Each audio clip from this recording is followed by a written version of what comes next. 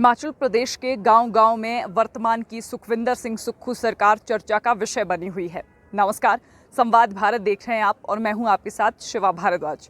ये चर्चा किस बात की हो रही है, आखिर सरकार के किन बिंदुओं पर ग्रामीण आजकल चर्चा कर रहे हैं, बात इसी विषय पर करेंगे। सबसे पहले आप हिमाचल प्रदेश के मुख्यमंत्री सुखविंदर सिंह सुक्खू का ये बयान सुनिए।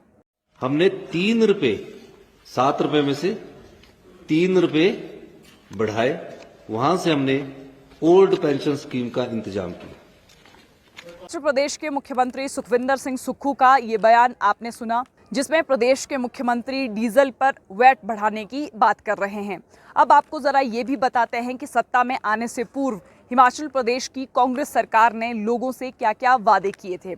जब कांग्रेस सत्ता में नहीं थी तो रिसोर्स मोबिलाइजेशन की बात हिमाचल प्रदेश के मुख्यमंत्री, हम बात हिमाचल प्रदेश के वर्तमान मुख्यमंत्री सुखविंदर सिंह सुक्खू की कर रहे हैं और वर्तमान में उद्योग मंत्री हर्षवर्धन चौहान ने भी कही थी।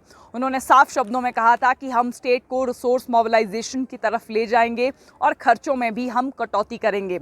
आप हर्षवर्धन चौहान का ये बयान भी सुनिए। हम आएंगे, हम अंकुश लगाएंगे, चाहे मंत्री है, चाहे चेयरमैन है, चाहे वाइस चेयरमैन है, और हम ऐसी फौज जो है कांग्रेस पार्टी खड़ी नहीं करेगी और सबसे पहले हम अपने ऊपर जो है अंकुश लगाएंगे।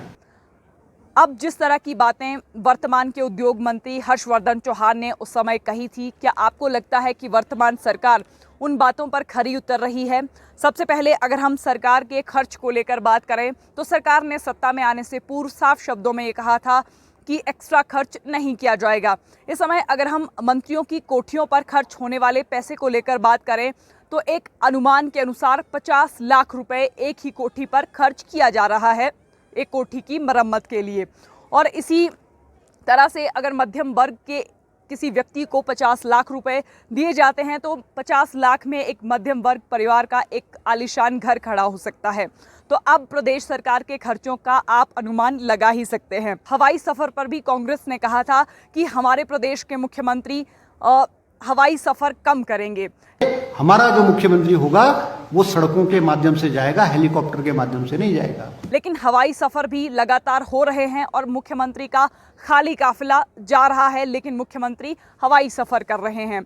इसके साथ साथ पिछले कल हिमाचल प्रदेश के वर्तमान राज्यपाल शिव प्रताप शुक्ल ने भी इस एक्स्ट्रा खर्च को लेकर एक इशारा दिया और इस हवाई यात्रा को लेकर भी सांकेतिक भाषा में ये कहा कि मैं हमेशा सड़कों से। राज्यपाल ने भी इस ओर इशारा किया है कि हवाई सफर सरकार को कम से कम करने चाहिए। यही प्रयत्न होगा कि मैं अपनी या अधिकांश यात्रा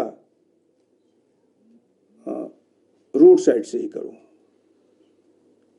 जिसे रास्ते में भी लोगों की समस्याओं की जानकारी हो सके। ये तो रही बात सरकार के खर्च और हवाई सफर की, लेकिन सीपीएस और मंत्रियों के ठाट बाट तो हैं ही हैं और वीआईपी कल्चर भी हिमाचल प्रदेश में खत्म होने का नाम नहीं ले रहा है। हिमाचल प्रदेश में कुछ एक ऐसे अधिकारी भी हैं जिनके पास 50 लाख तक की गाड़ियां हैं। ऐसे में जो सरकार खर्चों में कटौती करने की बात कर रही है और जिस सरकार के मुख्यमंत्री ये कह रहे हैं कि हिमाचल प्रदेश के हालात भी श्रीलंका जैसे हो सकते हैं। इस व्यवस्था परिवर्तन में आप लोगों का साथ चाहिए। तकरीबन 4 साल बाद ये अर्थव्यवस्था हमारी पटरी पर आएगी, नहीं तो इस प्रदेश के वो हाल होने वाले हैं जैसे श्रीलंका के प्रदेश के।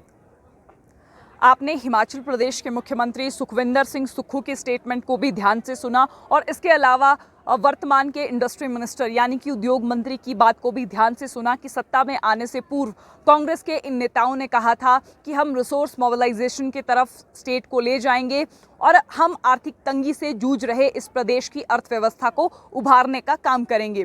लेकिन यहाँ हिमाचल प्रदेश के मुख्यमंत्री कह रहे हैं कि 4 साल तक हिमाचल प्रदेश की अर्थव्यवस्था स्थिर नहीं हो सकती। तो ऐसे में अब जो लोगों से वादे कांग्रेस ने किए हैं उन वादों का क्या? बहरहाल ये तो जनता ही तय करेगी कि सरकार किस तरह का काम कर रही है और किस तरह का काम नहीं कर रही है। आने वाले समय में 2024 में लोकसभा इलेक्शन भी है, तो ऐसे में अब देखने वाली बात होगी कि क्या कांग्रेस जनता के दिलों में घर करती है या फिर नहीं। तो बहरहाल अभी के लिए बस इतना ही। नमस्कार।